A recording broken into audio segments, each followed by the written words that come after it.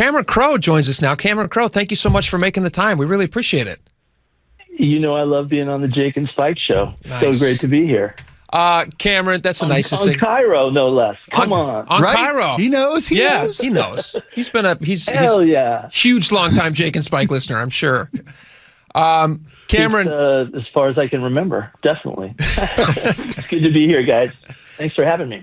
Super, super grateful that you made the time for us today. You have an event. We want to promote this, and people should check this out. You have a book out called The Uncool, a memoir. It's so interesting that you named the book The Uncool because it kind of tells your story of growing up in some very, very unbelievable situations. Actually, situations that are kind of like the coolest thing to do. So to call it The Uncool is ironic. Tell us a little bit about your. You have had like this magical life. I've been reading up about you. I've already been your movies. If I went down the list of movies here that you have either written or directed, people's brains would just explode. Honestly, Jerry Maguire, Single, Say Anything, Fast Times at Ridgemont High, just Vanilla Sky, Roadies, which came out recently, is fantastic. Aloha, We Bought a Zoo. All this stuff. Your life has been kind of magical. So why did you call it The Uncool? Let's start there. It's so funny just even sitting here hearing you talk about some of the movies and stuff. It really feels like, I've just been a guy following my passion, which is music and telling stories. And so much of the movies that you just mentioned were written in Woodinville when I used to live in Woodinville. And so I have such a strong feeling about Seattle. But the uncool thing comes from something that Lester Bangs, the great, rock critic that I met when I was like 16. He said to me something that I never forgot, which is, if you didn't feel included in your school and you weren't the popular one, don't feel bad, because a lot of the music that you love was created by people that felt like they were outsiders too. And he would say, almost as a rallying cry, like, come on, man, we're uncool. Let's not try and be anything else. That's us. And to me, I guess privately, I always thought that was like one of the coolest things I'd ever heard. But I did like the idea that like being an outsider created so many of the artists that we love and still remember, from David Bowie even, and Tom Petty, and even the guys in Pearl Jam. I think you become somebody who music speaks to, and that's what makes you feel like you're a part of the world, and you find your voice in the world, and music guides you there.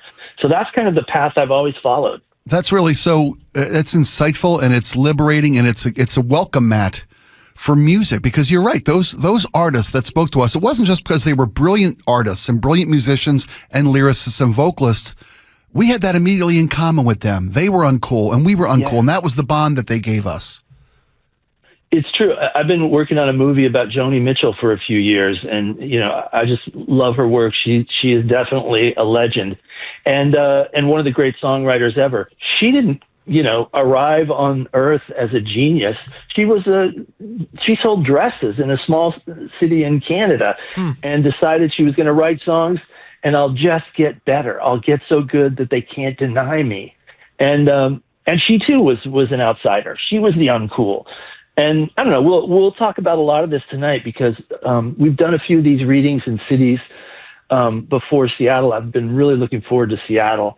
But it's a gathering of music fans, and we get to talk about music, and there's some question and answer with the audience. And I do a reading from the book at the beginning. I think tonight it'll be a kind of a tale that it was a real quest to get this interview with Greg Allman of the Allman Brothers Band. When I was first starting out, and it was a chance to get a cover story in Rolling Stone, but I had to get an interview with Greg Allman, who was too shy really to do it. And anyway, it's a story I'll tell tonight, but it's just about following your heart, really. Can you speak to that a little bit, which is, for people who don't know your background, which is, I can't imagine there's many, but let's say that they don't. How old were you when you were writing for the Rolling Stone? I was 16. Believe it or not. And I didn't really feel like that was such an amazing thing. My mom was a really, a teacher who really felt like, too much happens in the school system that you can skip over, so like she would skip me grades. And I actually like graduated high school at 15. And, I just followed my bliss, which is to ask musicians about the music that I loved so much. And, after the first time somebody let me backstage, they let me backstage again because I was this kid that had a notebook full of questions, and I'd listened to all my favorite bands. So I knew what to ask them. And they would, a lot of that happened in San Diego, which was kind of a secondary city, and bands playing there were just like chilling out. Like, yeah, bring that kid in here. Yeah, sit down and ask me whatever you want. Much more open to talking. That's how I got started. So the only thing Almost Famous that really didn't happen was your mom missing your graduation because you'd already graduated?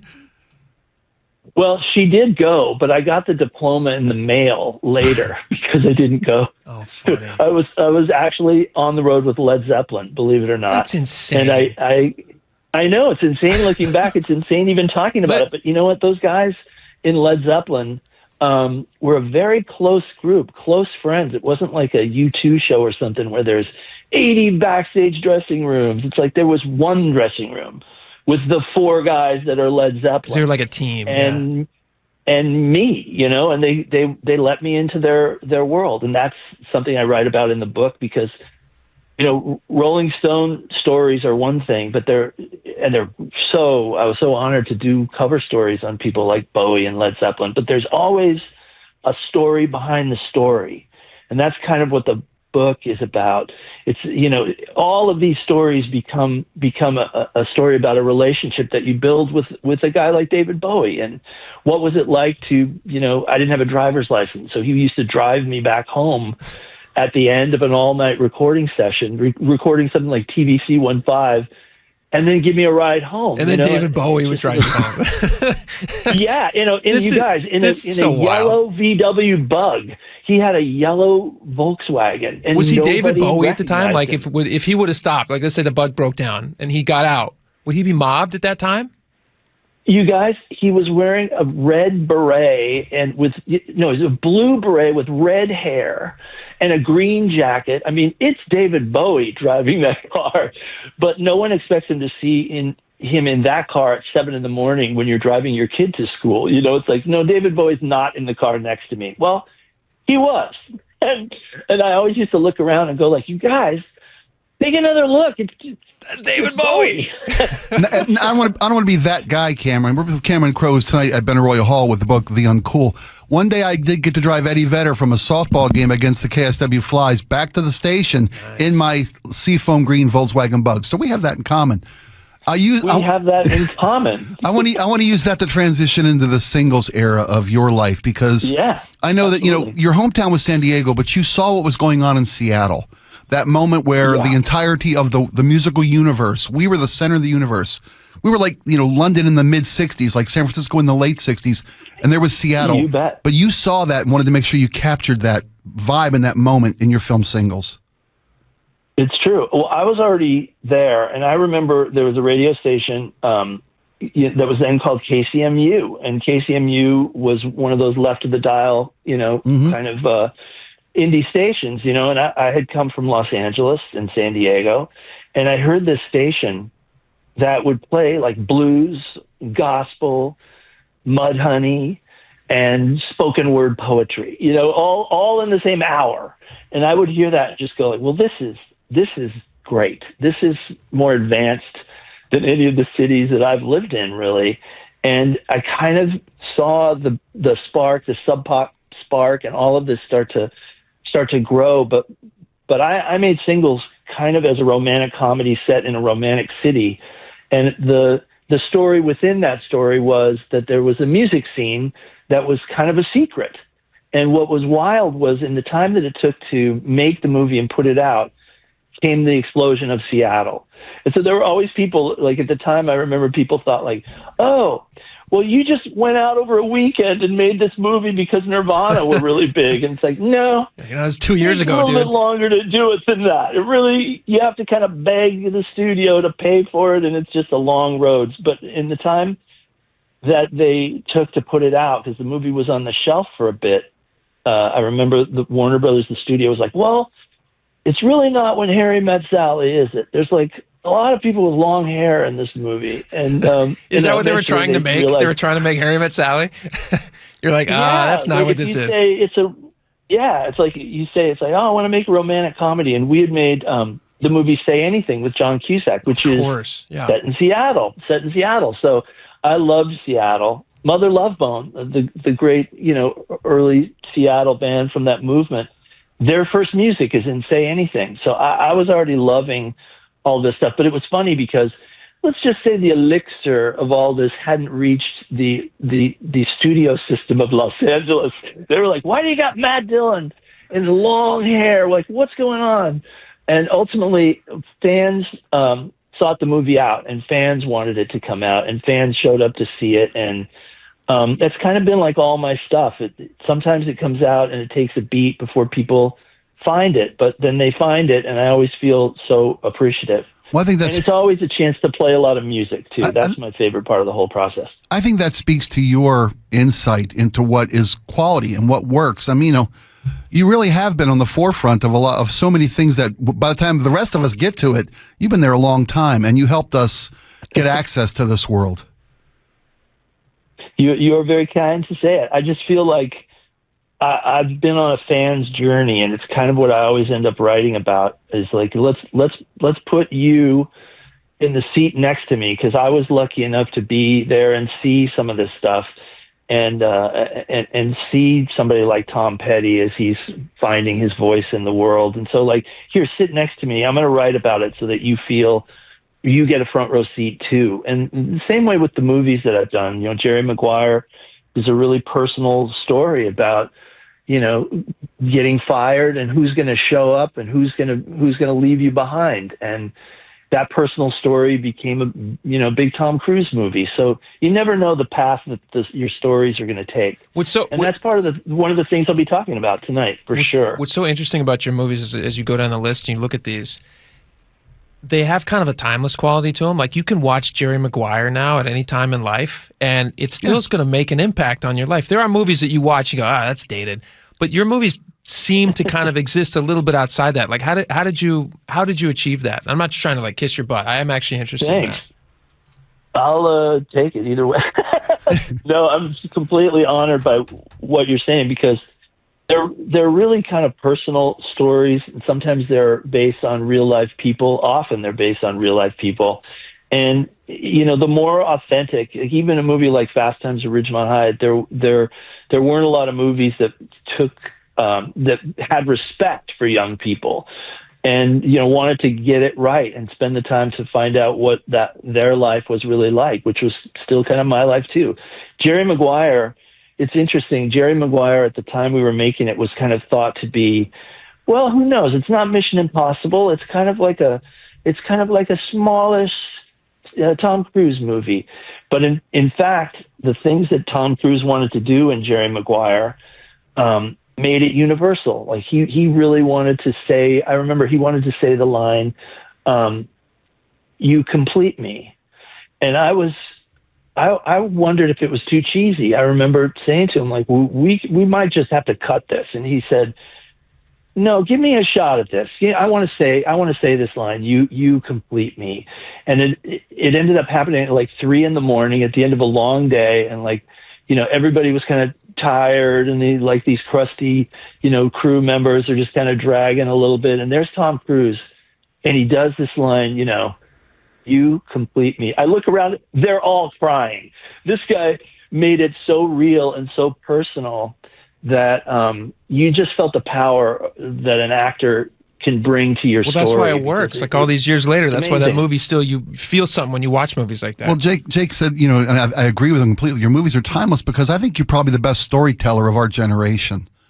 I mean, your movies, you're not just a brilliant director. You wrote all these brilliant pieces of work. I mean that. I think you're one of the best storytellers I've ever heard. Who are your favorite storytellers? What did you grow up loving, and who inspired you as a storyteller?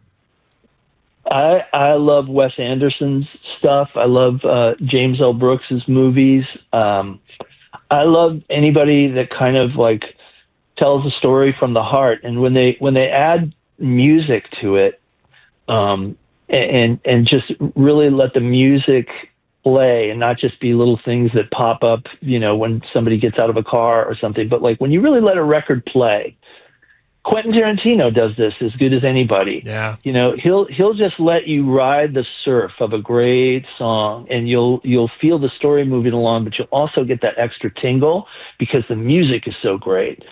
Those are my favorite guys. And you do that so good though. And women. In Almost Famous, that famous Tiny Dancer scene, which everybody knows it the second I say it. Well, not just that. When his older sister drops the needle, said, this will change your life, or when. I'm getting a little verklempt here. I apologize. When Penny says, go to the record store and visit with your friends, that's so relevant to all of us. Yeah. Well, you guys are amazing to talk about this with me. It is my favorite thing. And Almost Famous was, I talk about it in the book. It's just like, it's a movie that because Jerry Maguire was a success, they let me kind of do one. Who knows how successful it'll be? The last movie did well, so I did Almost Famous. It's like my back pocket labor of love, and it is about music and it is about family, and as the years go by, that's the one I hear about the most. That little personal movie about loving music is the one that people say, I showed it to my kids, and my kids now understand that music more, and they want to listen to Led Zeppelin, or they want to listen to Tom Petty or Elton John, and I just was so lucky because of the stories that I did for Rolling Stone. A lot of those bands gave me a cut rate to use their songs, and I remember going to England. Check this out, you guys. Nobody had been able to use Led Zeppelin music in a movie, and we just jammed our movie full of Led Zeppelin music, and we got this call you got to come to England and show the movie to Jimmy Page and Robert Plant of Led Zeppelin because you're probably never going to get to use this music, but they want to see what you're doing. And I had written about them for Rolling Stone and I had a relationship with them, but I'd never used their music in a movie. We go to England, we show them the movie.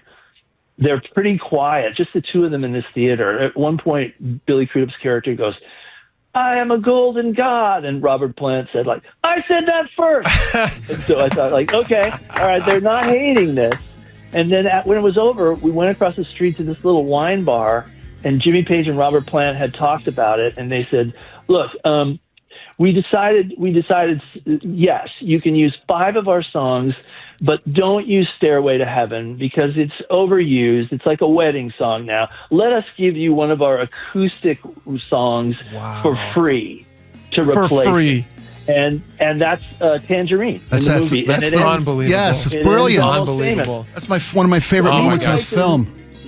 I love it, right? And it's like it was better than what we had. So it's really kind of, these are the stories behind the stories that are in the book, The Uncool. All right, that's what brings us together. You got to check this out tonight. If you don't have tickets already, go get them. Benaroya Hall tonight, 7:30. Yeah. Cameron Crowe with Eddie Vedder. It's just like, what a magical night. Go check it out. Cameron, thank you so much.